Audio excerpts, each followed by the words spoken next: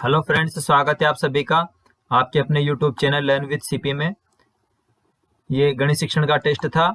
यदि आप लोगों ने टेस्ट नहीं दिया है तो आप डिस्क्रिप्शन में जाकर के टेस्ट लिंक से टेस्ट दे सकते हो। और जो सारे के सारे टेस्ट हैं वो इस साइट पर अवेलेबल हैं दोस्तों। इसको आप गूगल में सर्च कर सकते हो और वहां पर आप देख सकते हो सारे टेस्ट इस साइट में अवेलेबल हैं।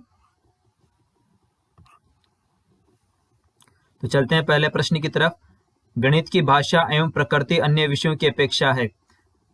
पहला विकल्प दिया है अधिक कमजोर, अधिक लचीली, अधिक सुदृढ़, सामान्य। तो देखो, गणित की अपनी एक भाषा होती है, एक प्रकृति होती है और उसमें बदलाव करना बहुत एक तरीके से मैं कह सकता हूँ संभव नहीं है। बल्कि जैसे आप हिंदी भाषा मानो तो उसमें अन्य भाषाओं के शब्द भी आ चुके हैं। तो इस प्रकार से जो गणित की भाषा होती है वो अधिक सुदृढ़ है। ठीक है, इसमें संस्कृत भाषा के जैसे मान लो आप, जैसे संस्कृत भाषा में अन्य भाषाओं के शब्दों को अपन प्रयोग नहीं कर सकते, उसी प्रकार से आप गणित की भाषा को भी लिख सकते हो। गणित की भाषा में आप गणितीय चिन्ह, गणितीय अंक वगैरह इनको मान सकते हो। दूसरा प्रश्न है, गणित शिक्षण में त्रुटियों के विश्लेषण हेतु अपेक्षित अधिगम सफलता किसकी दक्षता पर निर्भर करती है। तो देखो, यहाँ पर किसकी सफलता पूछी है, अधिगम की सफलता किसकी दक्षता पर निर्भर करती है। शिक्षक की पर, छात्र की, अभिभावक की, प्रधानाध्यापक की। तो देखो, जो अधिगम दक्षता है वो किसकी शिक्षण दक्षता पर, किसके शिक्षण कौशल पर, टीचिंग स्किल। तो देखो, यहाँ पर टीचिंग स्किल की बात हो रही है तो नॉर्मल सी बात है, यहाँ पर क्या आएगा, शिक्षक आएगा। ठीक है, क्या आएगा, शिक्षक। तो दूसरे प्रश्न का आंसर क्या होगा, शिक्षक। तीसरे प्रश्न की तरफ चलते हैं। वह छोटी से छोटी अभाज्य संख्या, वह छोटी से छोटी भाज्य संख्या। देखो, ऐसे जल्दबाजी मत करना पढ़ने में। जो 30 से बड़ी हो तथा दो अभाज्य संख्याओं के गुणनफल के बराबर हो, निम्न में से होगी। देखो, 30 से बड़ी भाज्य संख्या की बात की है तो यहाँ पर 31 भी है, 32 भी है, सारी है। पर दूसरी शर्त दे दी, दो अभाज्य संख्याओं के गुणनफल के बराबर है। अब आपको देखना है कि दो अभाज्य संख्याओं के गुणनफल के बराबर कौन सी संख्या है। तो यहाँ पर देखेंगे अपन, 11 इंटू 3 33, ये तो 16 इंटू 2, तो ये तो होगा ही नहीं। तो देखो, यहाँ पर ये है और एक ये भी है, 7 इंटू 5 बराबर 35। तो देखो, यहाँ पर 33 भी है, 35 भी है, लेकिन 11 और 3 33। यहाँ पर 33 सही आंसर होगा क्योंकि क्या पूछा उसने, छोटी। ठीक है, 30 से बड़ी हो तथा अभाज्य संख्याओं के गुणनफल के बराबर हो, वह छोटी से छोटी। तो यहाँ पर सबसे पहला नंबर किसका आएगा, 33 का। अगर 33 विकल्प में नहीं रहता तो क्या आता, 35।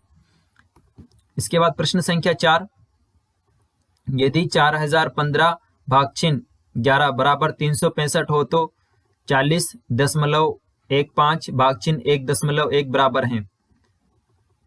तो देखो, यहाँ पर जनरल सी बात है, इस संख्या में 11 का भाग देने पर अगर 365 आंसर आ रहा है, भाग जा रहा है नहीं जा रहा है कंफर्म पूरा, ये आपको नहीं देखना है। अगर उसने दे रखा है तो ये मान के चलना है कि पूरी बार जा रहा है। तो देखो, यहाँ पर क्या स्थिति रहेगी आप लोगों के सामने, ये वाली स्थिति रहेगी। अब यहाँ पर पॉइंट के बाद कितने अंक है, 2 अंक है, तो यहाँ पर मैं 2 अंक कर दूंगा और ये पॉइंट हटा दूंगा। ठीक है, अब देखो, कहने का मतलब है ये संख्या 11 से कट गई है, ये संख्या 11 से कट गई और ये 11 से कट गए 365 बार, लेकिन ये 11 से कितनी बार कटी है, 10 बार। तो देखो, यहाँ पर जो आंसर होगा वो कितना होगा, 365/10 बराबर 36.5। तो आपका आंसर क्या आ जाएगा, 36.5। ये आपका आंसर आ जाएगा। बहुत अच्छा प्रश्न था ये भी। अब देखो, यहां पर दे रखा है 51 से 80 के बीच की अभाज्य संख्याएं हैं। 51 से 80 के बीच में कितनी अभाज्य संख्याएं, तो देखो अपन लिख लेंगे। यहाँ पर सबसे पहले 53 है, फिर 59 है, ठीक है, फिर 61 है, फिर यहाँ पर अपन देखेंगे 67 है, फिर यहाँ पर अपन देखेंगे 71 है, यहाँ पर अपन देखेंगे 73 है और 79 है। तो देखो, कुल कितनी संख्याएं हैं ये, कुल टोटल कितनी संख्याएं, 7 संख्याएं। एक सूत्र भी होता है, देखो 44, 22, 322 और 321। ठीक है, ये नंबर याद रख लो आप। 1 से 10 तक 4 होती है, 11 से 20 तक 4 होती है, फिर 31 से 30 तक 2 होती है, फिर 31 से 40 तक 2 होती है। तो इस प्रकार से अपन गिनेंगे। तो देखो इनको गिन लो, डायरेक्ट भी आप कर सकते हो, 2 + 2 + 3 तो बराबर क्या आ जाएगा 7। तो कितनी संख्याएं होती है 7। आपका आंसर क्या होगा 7। अगले प्रश्न की तरफ चलते हैं। 1 से 99 के बीच की सभी अभाज्य संख्याओं के गुणनफल में इकाई का अंक होगा। तो देखो 1 से 99 के बीच की जो सभी अभाज्य संख्याएं हैं उनमें गुणनफल में इकाई का अंक, तो देखो अभाज्य संख्याओं में 1 आएगा, 2 भी आएगा, अपन लिखेंगे तो 1 नहीं आएगा, सॉरी। तो अभाज्य संख्याओं में 2 भी आएगा, 3 भी आएगा, 5 भी आएगा, ठीक है। उसके बाद 7 भी आएगा। तो देखो जब 2 और 5 को गुणा किया जाएगा, जब 2 और 5 को गुणा किया जाएगा तो कितना आंसर आएगा 10 आंसर आएगा। और 10 को अपन किसी से भी संख्या से गुणा करेंगे जो सारी संख्याओं का गुणनफल होगा, तो साधारण सी बात है इकाई के अंक में क्या आएगा 0 आएगा, ठीक है।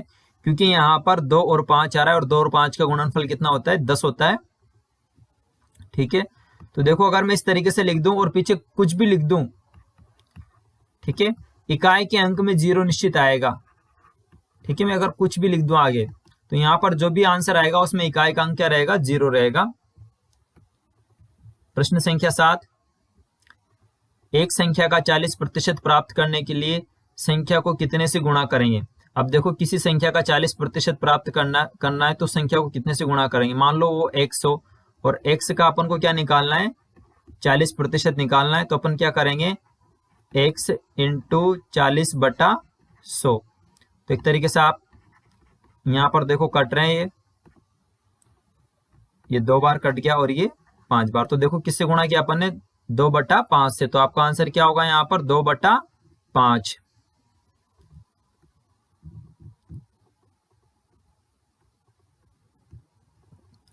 अगले प्रश्न की तरफ चलते हैं। अध्ययन कार्य के दौरान शिक्षक छात्रों से कल्पनाशील सवाल पूछता है, इनमें से किस कौशल के विकास का उद्देश्य छुपा है। अब देखो कल्पनाशील प्रश्न पूछ रहा है, कौन से प्रश्न पूछ रहा है कल्पनाशील। तो सिंपल सी बात है चिंतन कौशल का छुपा हुआ है यहाँ पर, ठीक है। सामाजिक कौशल हो ही नहीं सकता है, भाषा कौशल हो ही नहीं सकता है। भाषा कौशल में अलग बात होती है, एक तरीके से संचार कौशल, कम्युनिकेशन कौशल, कम्युनिकेशन स्किल हो ही नहीं सकता है। तो यहाँ पर एक तरीके से अपन कल्पनाशील, तो कल्पना चिंतन कर रहा है, वो सोच रहा है, विचार रहा है। तो यहाँ पर सबसे बेस्ट आंसर कौन सा रहेगा चिंतन कौशल। प्रश्न संख्या 8, प्रश्न संख्या 9, आदत निर्माण संबंधित है। ज्ञानात्मक पक्ष के शिक्षण उद्देश्य से, भावात्मक पक्ष के शिक्षण उद्देश्य से, क्रियात्मक पक्ष के शिक्षण उद्देश्य से, संवेगात्मक पक्ष के शिक्षण उद्देश्य से। तो आपको बताना है आदत निर्माण किससे संबंधित है। तो देखो आदत या हैबिट होती है ना, वो नॉलेज बेस्ड भी नहीं होती, एक तरीके से अपन कह सकते हैं ज्ञानात्मक नहीं होती, भावात्मक नहीं होती, क्रियात्मक होती है, ठीक है, गतिविधि आधारित होती है। तो गतिविधि आधारित चीजें क्या होती है क्रियात्मक में आती है। तो यहाँ पर क्या आंसर आएगा क्रियात्मक पक्ष के शिक्षण उद्देश्य से संबंधित। क्योंकि देखो आप इस तरीके से समझो, बच्चों में अच्छी आदतों का विकास करना एक तरीके से क्या कौन सा उद्देश्य हो गया ज्ञानात्मक, भावात्मक, क्रियात्मक, तो एक तरीके से क्रियात्मक हो गया है, ठीक है। हाँ अगला प्रश्न बहुत अच्छा प्रश्न है। तो देखो यहाँ पर एक SCDF एक आए थे, यदि AB बराबर 8 सेमी हो तो BC की लंबाई कितनी है। तो देखो यहाँ पर आपको BC की लंबाई पूछ रहा है वो। तो यहाँ पर देखिए अपन ये 8, देखो इसका जो एरिया है वो 64 हो गया, 8 × 14 का 4 हासिल का 1, यहाँ पर 1 2, ठीक है, 64 हो गया। तो कहने का मतलब है ये पूरा एरिया 64 है। इसकी बात कर रहा हूं मैं यहां से यहां तक की, ये पूरा का पूरा 64 है। अगर इसकी एक भुजा 8 है तो दूसरी भुजा भी कितनी होगी, सिंपल सी बात है, दूसरी भुजा भी कितनी होगी 8 होगी, ठीक है, क्योंकि वर्ग बन गया ये। अब यहां पर देखो ये भुजा 8 है तो ये वाली भुजा भी क्या होगी 8 होगी, ठीक है। अब ये वाली भुजा 8 है, ठीक है, तो ये वाली भुजा अपन y मान सकते हैं, तो 8 इंटू वाई बराबर क्या है, 32 है। तो यहाँ पर y बराबर क्या होगा, 32/8, तो बराबर क्या आंसर आएगा, 4।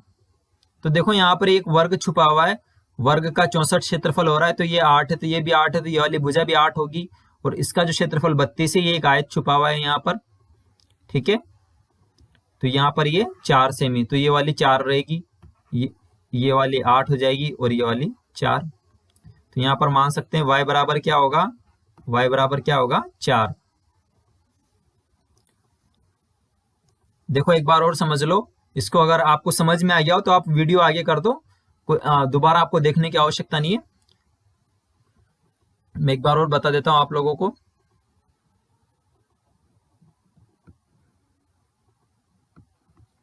देखो ये वाली भुजा 8 है। अब आप ये देखो इसका क्षेत्रफल कितना आ रहा है, 64 आ रहा है। 48 और 16 को जोड़ने पर 64 हो रहे हैं। तो नॉर्मल सी बात है, 64 है और एक भुजा 8 है, तो दूसरी भुजा भी क्या होगी, 8 है, वर्ग होगा। तो ये 8 है, तो ये भी क्या है, 8 है। तो यहाँ पर देखो ये भुजा 8 है, ये 32 है, तो यहाँ पर देखो 32 में किसका भाग देंगे अपन, 8 का, तो क्या आएगा, 4। तो कहने का मतलब है ये वाली भुजा कितनी है, 4 सेमी है, तो ये भी 4 है, तो आपका आंसर क्या होगा, 4 सेमी।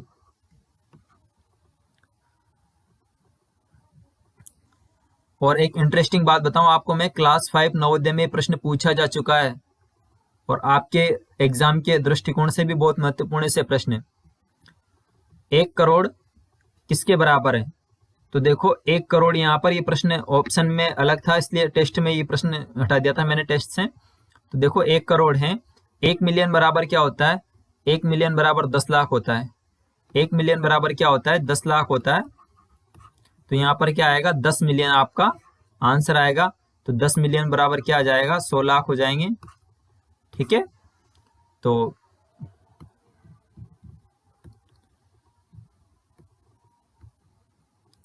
ये 10 मिलियन बराबर 100 लाख हो गए, ये आपका आंसर होगा। अगर आप स्क्रीनशॉट लेना चाहो तो देखो 1 बिलियन अपन 100 करोड़ को बोलते हैं, ठीक है। 1 बिलियन 1000 मिलियन के बराबर होता है, और 1 मिलियन 10 लाख के बराबर होता है, ठीक है।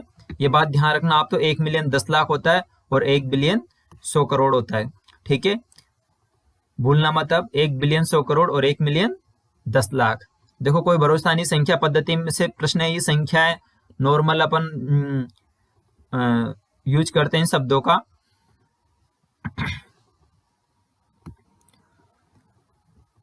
गणित विज्ञान की रानी है, ये परिभाषा दी है, बताइए ये परिभाषा किसके द्वारा दी गई है।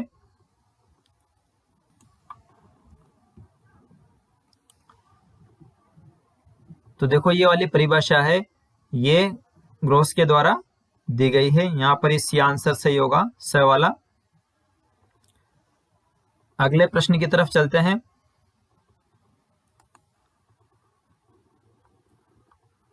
निम्नलिखित में से कौन सा कथन पूर्णांक संख्याओं की क्रम विनियमितता के बारे में असत्य है।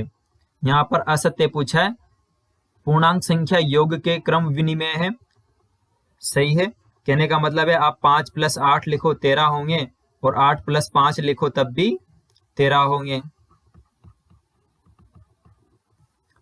पूर्णांक संख्याएं व्यकलन के क्रम विनियम है, पूर्णांक संख्याएं गुणन के क्रम विनिमय है, पूर्णांक संख्याएं भाग के क्रम विनिमय है। तो बताइए कौन सा होगा। पहला तो मैंने आपको बता दिया यहां पर,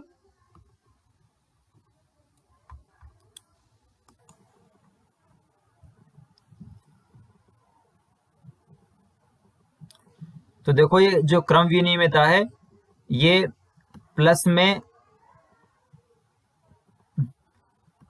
और भाग, इन प्लस और इनटू, इसमें कोई फर्क नहीं पड़ता, बल्कि जो माइनस और भाग इनमें पाई जाती है। तो देखो पूर्णांक संख्या गुणन के क्रम विनिमय है, ये भी सही है।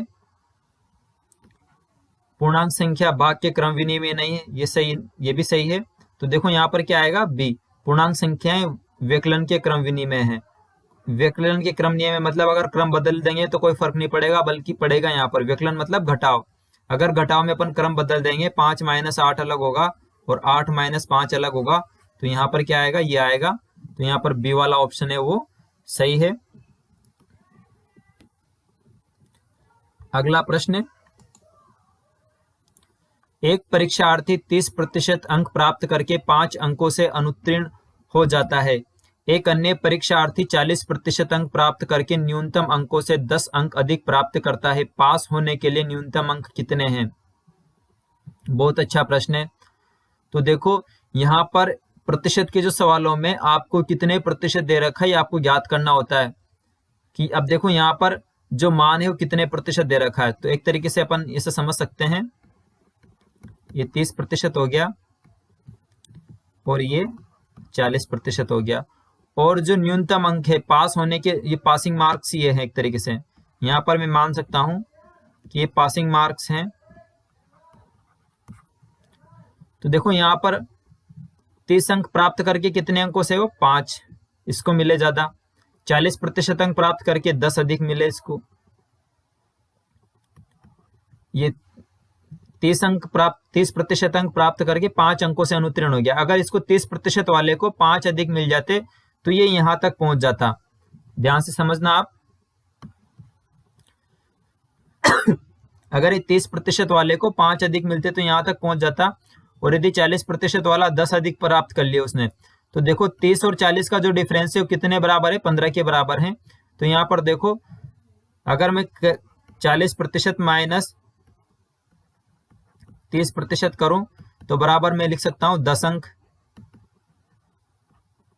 प्लस 5 अंक बराबर कितने अंक, 15 अंक।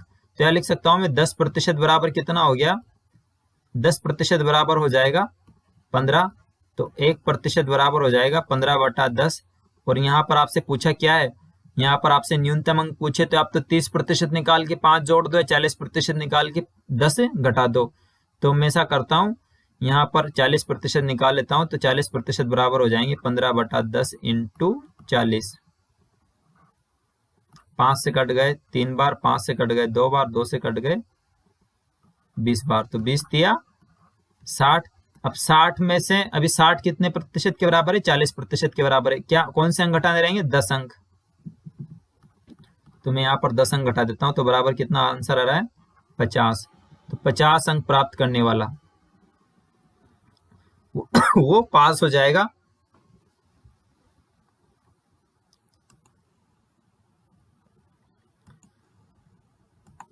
ये आप ऐसे भी समझ लो इस चीज को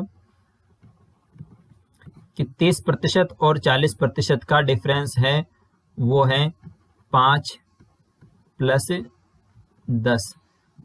कितने डिफरेंस है, 15। और अंतर कितना है, 10% का। तो 10% बराबर 15। तो 1% बराबर 15/10। तो बराबर 100% बराबर क्या हो जाएगा, यहाँ पर 100% नहीं ज्ञात करना आपको, न्यूनतम अंक पूछे पास होने के लिए। तो यहाँ पर 30% प्राप्त कर लेते हैं। चलो अपन इसमें 30 कर लेते हैं। तो यहाँ पर जैसे 30% बराबर हो जाएगा 15/10 इंटू 30। इससे कट गए 3 बार, तो 15×3 45। 45 में कितने जोड़ देंगे, 5 जोड़ देंगे, तो बराबर 50। ये आपका आंसर होगा। 144 पेन बेचने पर मोनिका को 6 पेनों के विक्रय मूल्य के बराबर हानि होती है। हानि प्रतिशत कितनी है? अब यहां पर देखो आप, 1 रुपए में 1 पेन बेचा, मान लो 1 रुपए में कितना पेन बेचा, 1 पेन। तो 144 पेन कितने में बेच दिया उसने, कितने में बेचेगा, 144 रुपए में।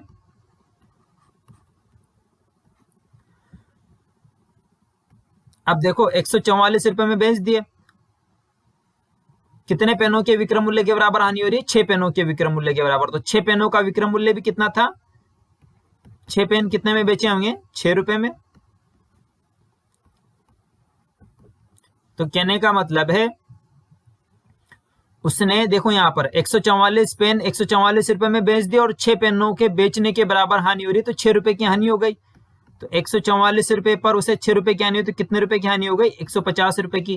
कहने का मतलब है 144 पेन है उसने 150 में खरीदे थे, अब 144 में बेच दिए, तो यहाँ पर देखो हानि कितने की हो रही है, उसे 6 रुपए की हानि हो रही है। तो 6/150 इंटू 100, यहाँ पर कट जाएगा 2 बार और ये कट जाएंगे 50 से, ये कट जाएगा हाँ 3 से 50 बार और ये कट जाएंगे इससे 2 बार, तो बराबर 2 इंटू 2 बराबर 4%। तो देखो विक्रय मूल्य के बराबर हानि हो रही है, इसलिए अपन जोड़ेंगे। ठीक है, आप ऐसे समझ लो 144 रुपए में 144 पेन बेचे, लेकिन मैंने 144 पेन खरीदे कितने में थे, मैंने 150 रुपए में खरीदे थे। वो मैंने आपको 1 रुपए में 1 पेन बेच दिया, लेकिन मेरे 1 रुपए से ज्यादा पड़ा था वो, इसलिए मुझे 4% की हानि हो रही है, क्योंकि मुझे पूरा नुकसान हुआ 6 रुपए का और खरीदे कितने में थे, 150 में। इसलिए लाभ या हानि प्रतिशत किस पर निकाला जाता है, हमेशा क्रय मूल्य पर। तो यहां पर देखो 150 ऊपर 6/100। अगला प्रश्न, एक पेटी में 1 दर्जन शीशे थे, पेटी के गिरने पर टूटे हुए तथा बिना टूटे हुए शीशों का अनुपात निम्न में से कौन सा नहीं हो सकता है। अब एक पेटी में कितने दर्जन थे, 1 दर्जन शीशे थे, तो देखो 12 शीशे। अब 12 को अपन देखो 2:1 में भी डिवाइड कर सकते हैं, 8 4 आ जाएंगे, तो ये तो इस अनुपात में तो टूट सकते हैं। कहने का मतलब 8 शीशे टूट गए या 8 शीशे टूटे 4 नहीं टूटे। 3:1, 12 को अपन 3:1 में भी लिख सकते हैं, इसमें लिखेंगे तो 9:3 हो जाएगा। 12 को अपन 7:5 में भी लिख सकते हैं कि भाई 7 तो टूट गए और 5 नहीं टूटे। लेकिन आप 12 को 3:2 में नहीं बांट सकते हो, नहीं बांट सकते हो ना, क्योंकि 3:2 में बट ही नहीं रहे पूरी बार, 6 इधर रहेंगे तो 4 इधर बैठ ही नहीं रहा है, तो आपका क्या आंसर होगा 3:2।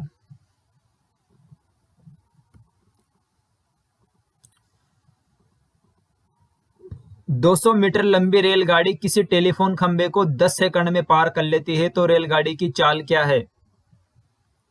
तो देखो यहां पर बोसों ने तो से कर दिया 200/10, 20 आ गया हमारे, ये कर दिया, नहीं ये गलत है। तो देखो यहां पर क्या दे रखा है, मीटर, और यहाँ सेकंड, तो और यहां पर क्या दे रखा है, किमी प्रति घंटा। तो यहां पर क्या आएगा, पहले अपन क्या करेंगे 200/10 तो बराबर 20 मीटर प्रति सेकंड, और 20 मीटर प्रति सेकंड को किस में बदलेंगे, किमी प्रति घंटा में।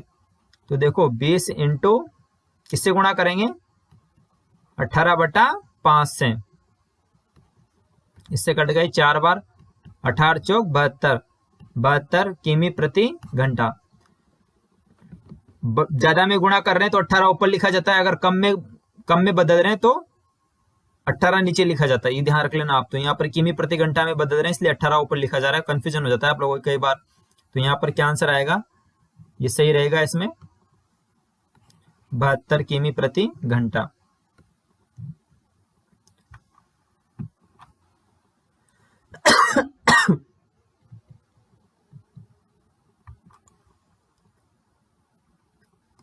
इसके बाद कौन सा प्रश्न आ रहा था, एक कप का मूल्य 5 रुपए है तथा 6 कपों के एक पैकेट का मूल्य 27 रुपए है।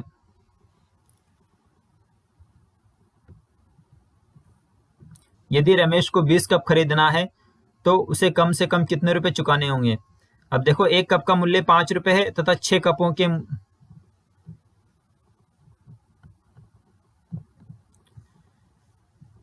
6 कपों के एक पैकेट का मूल्य 27 रुपए है। अब यहां पर देखो 6 कपों का पैकेट आ रहा है, तो कहने का मतलब है वो 20 कप में से 3 तो पैकेट खरीद लेगा, तो 18 तो वो कप खरीद लेगा अलग से और 2 अलग से खरीद लेगा। तो यहाँ पर देखो 6 पैकेट के कितने लगेंगे, 27 के हिसाब से, नहीं सॉरी 3 पैकेट खरीदेगा, तो 3 पैकेट के कितने लगेंगे 27 के हिसाब से। तो देखो यहाँ पर 3 पैकेट 7 के 21, 2 3 2 6 और 2 8, 81 रुपए तो ये लग गए उसके 3 पैकेट के। अब यहाँ पर देखो कितने कप और खरीदना है उसे, 18 कप तो खरीद लिए उसने 3 पैकेट में। अब 2 कप और खरीदना है उसे, तो 2 कपों के कितने रुपए में, 5-5 रुपए का देंगे, तो 2 कप के कितने हो गए 10, तो बराबर 91। ठीक है, तो 3 पैकेट के तो 81 रुपए, ठीक है, 27 रुपए पैकेट के हिसाब से। एक पैकेट में 6 कप है, 6 × 18 हो गए। ठीक है, तो यहाँ पर क्या आंसर आ जाएगा, 91 है वो आपका आंसर होगा सही। इसके बाद अगला प्रश्न है, प्रथम 14 विषम प्राकृत संख्याओं का औसत कितना है। तो देखो प्रथम 14, इसका एक सूत्र होता है n², ये तो योग का होता है, लेकिन यहाँ पर औसत की बात किए तो औसत बराबर क्या होता है n, तो यहाँ पर औसत भी क्या होगा 14। कहने का मतलब है 114 × 14, ये तो योग हो जाएगा और उसमें 14 का भाग देंगे तो औसत आ जाएगा। तो यहाँ पर ये 14 ही आंसर होगा आप लोगों के सामने। अगर यहाँ विषम की जगह सम होता, क्या होता है यहाँ पर सम होता, तब आपका आंसर 15 आता। ठीक है, अगला प्रश्न,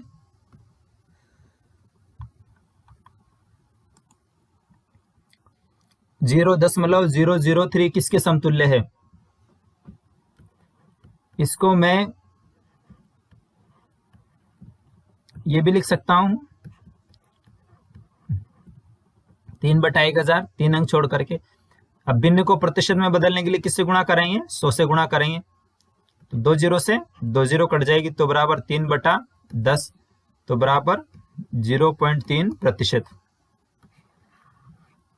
ठीक है, कहने का मतलब है ये 0.2 अंक की दर खिसक जाएगी, यहां पर आ जाएगी उठ करके यहां से यहां पर, और प्रतिशत लग जाएगा। किसी भी संख्या को प्रतिशत में बदलने के लिए किससे गुणा किया जाता है, 100 से। जैसे मान लो प्रश्न है 2 किसके समतुल्य है, तो 2 बराबर किसके समतुल्य है, 200% के समतुल्य है। ठीक है, क्योंकि 2 को किससे गुणा कर रहे हैं, 100 से। 1/2 किसके समतुल्य है, तो 50% के समतुल्य है, 100 से गुणा कर रहे हैं। अगला प्रश्न, निम्नलिखित में से कौन सा आगमन विधि का अंतिम सोपान है। तो देखो आगमन विधि का अंतिम सोपान क्या होता है, बताइए आप। विशिष्ट उदाहरणों का प्रस्तुतिकरण, नियमीकरण या सामान्यीकरण, परीक्षण एवं सत्यापन करना, निरीक्षण करना।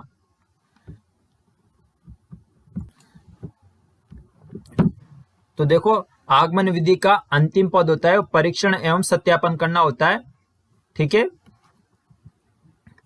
जैसे प्रोजेक्ट मेथड का होता है आलेख रखना, रिकॉर्ड्स रखना, उसका भी बहुत बार पूछा जा चुका है, तो उसका भी आपको ध्यान रखना है, परीक्षण एवं सत्यापन करना।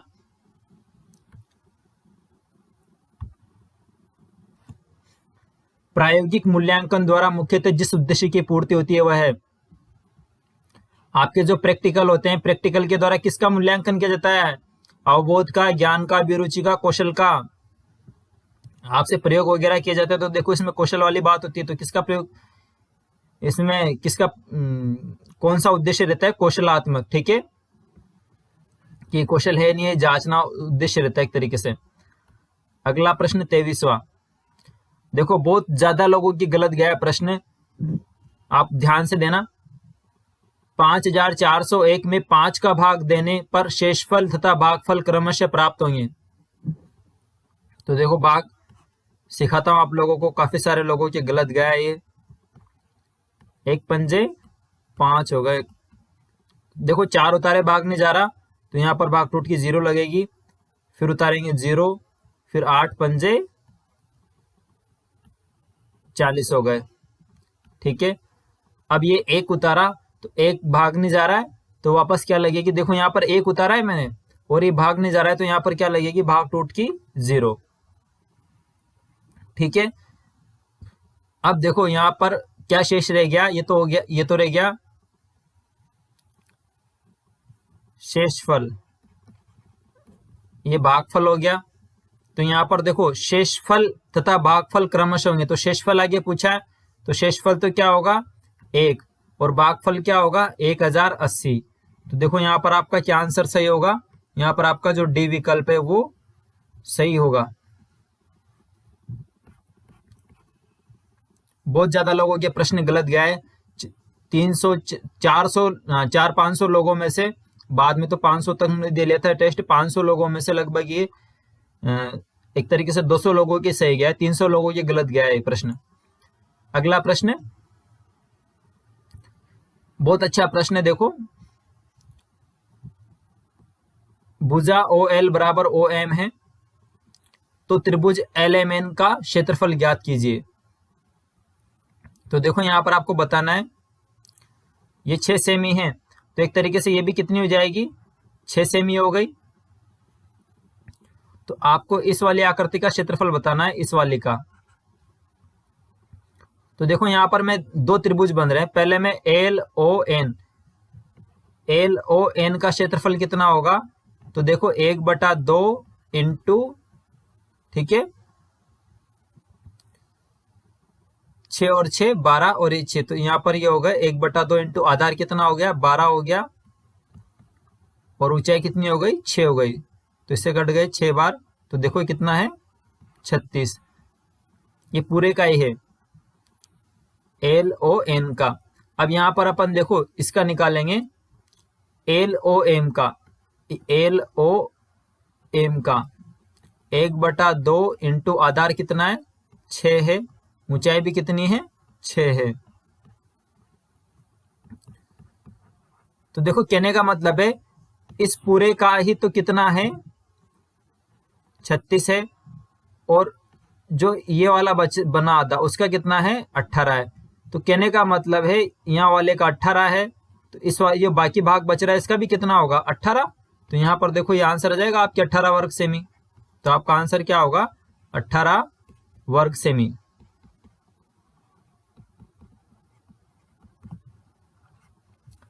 अगला प्रश्न,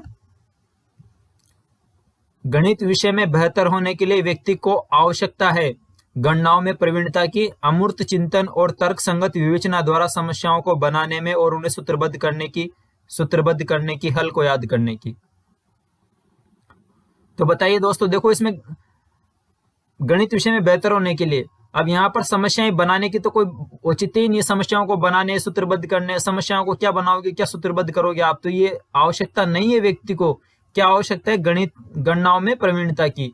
बहुत से सोचते हैं बड़ा ऑप्शन है तो ये सही होगा, देखो इसे बड़ा ऑप्शन हमेशा सही नहीं होता है, तो इस आधार पर नहीं सोचना है। यहाँ पर देखो आप ऑनलाइन टेस्ट सीरीज से नहीं जुड़े हो तो नेट पर लर्न विद सीपी आप सर्च कर सकते हो, ठीक है, आपको लर्न विद सीपी सर्च करना है। देखो मैं आपको बता रहा हूँ लर्न विद सीपी, और वहां पर आपको हमारी टेस्ट सीरीज मिल जाएगी और आप डेली टेस्ट दे सकते हो, अपना मूल्यांकन कर सकते हो। अगला प्रश्न, यदि विज्ञान का आधार स्तंभ गणित हटा दिया जाए तो संपूर्ण भौतिक सभ्यता निसंदेह नष्ट हो जाएगी, यह कथन है। तो बताइए कथन किसका है। तो देखो ये कथन है वो यंग महोदय के द्वारा दिया गया था। किसके द्वारा दिया गया था, यंग महोदय के द्वारा। अगला प्रश्न,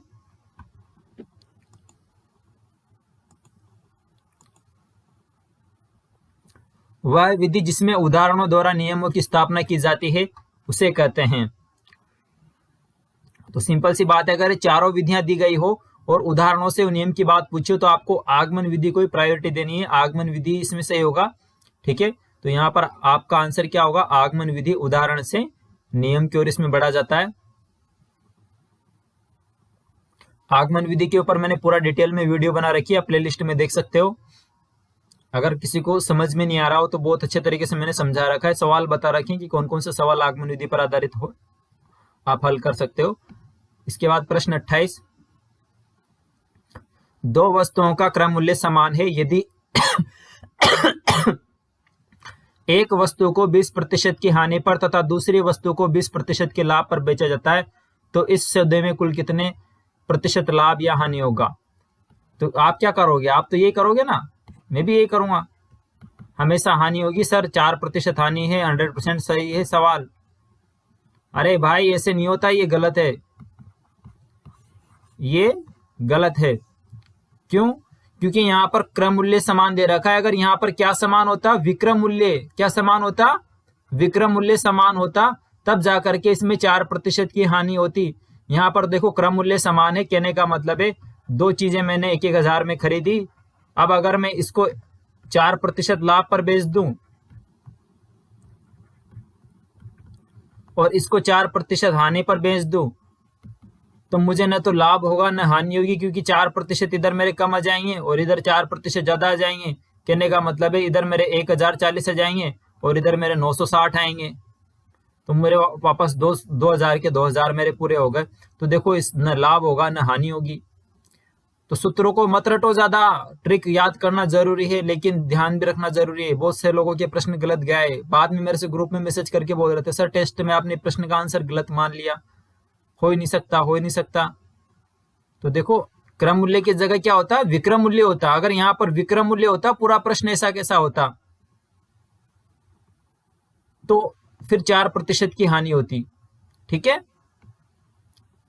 कोई धन साधारण ब्याज की दर से 8 वर्ष में 2,900 तथा 10 वर्ष में 3,000 हो जाता है तो वार्षिक साधारण ब्याज की दर कितनी होगी। अब देखो यहां पर 8 वर्ष व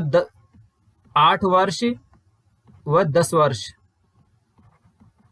यहां पर तो देखो कितने वर्ष का अंतर आ रहा है, 2 वर्ष का अंतर आ रहा है साहब। और 2 वर्ष के ब्याज में कितना अंतर आ रहा है साहब, तो ब्याज में आ रहा है 100 रुपए का अंतर आ रहा है। तो कहने का मतलब है 2 साल का ब्याज कितना है, 2 साल का ब्याज है 100 रुपए। ठीक है,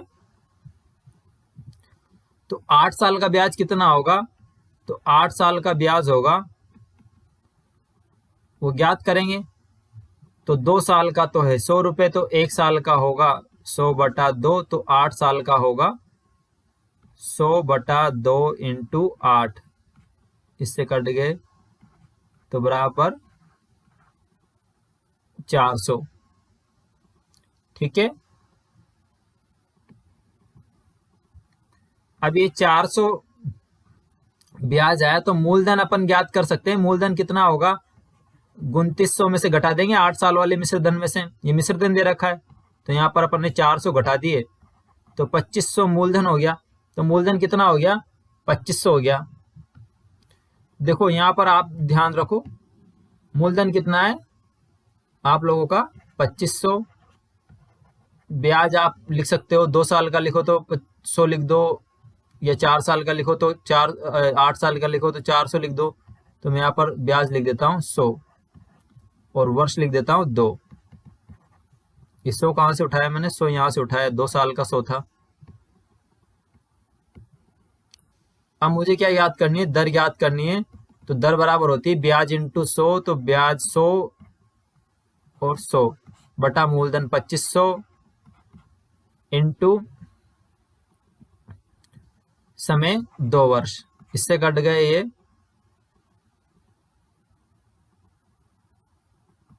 2,500। हाँ, तो देखो 25 से कट गए 4 बार और 2 जीरो से 2 जीरो कट गई और ये 2 से ये 2 कट गए, तो यहाँ पर बराबर क्या आएगा, 2% आएगा। ठीक है,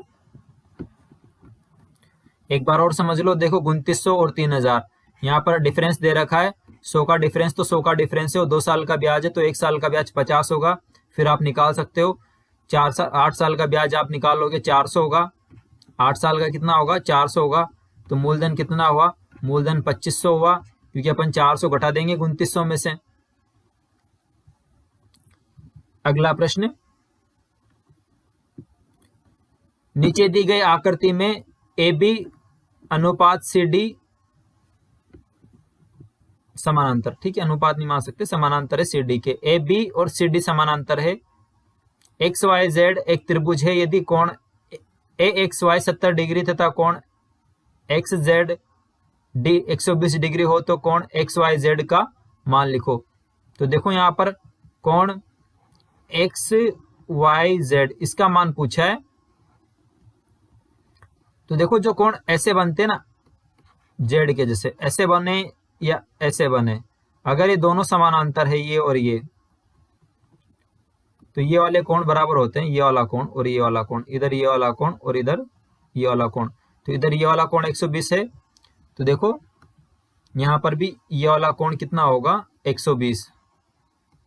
ठीक है, अभी 70 है तो ये कितना बचा, सिंपल सी बात है 120 में से क्या माइनस कर दिया, 70 माइनस कर दिया, तो कितना बचा, 50। ठीक है, अब आपको कमेंट्स में बताना है कि y का मान कितना है। y का मान बताना आप मुझे, y का मान लिख करके कि सर y का मान ये है। अगर आप वीडियो देख रहे हो तो y का मान निकाल करके मुझे कमेंट्स करना। और दोस्तों अगर आपने हमारी टेस्ट सीरीज ज्वाइन नहीं की है तो प्लीज learnwithcp.in पर जाकर के टेस्ट सीरीज ज्वाइन कर ले, बिल्कुल निःशुल्क है आप लोगों के लिए। और ऐसे ही काफी सारे टेस्ट वहां पर पड़े हुए हैं जो मैंने बनाए हैं, आपकी रैंक वगैरह भी जो जारी की जाती है, तो आप अपनी रैंक भी देख सकते हो उसमें, और पूरा एनालिसिस वगैरह जारी किया जाता है। और दोस्तों अगर आपको मेरा सॉल्यूशन अच्छा लगा हो तो वीडियो को लाइक करना, कमेंट्स करना और सब्सक्राइब करना, और अपने फ्रेंड्स वगैरह के साथ टेस्ट वगैरह को शेयर करना। थैंक यू दोस्तों।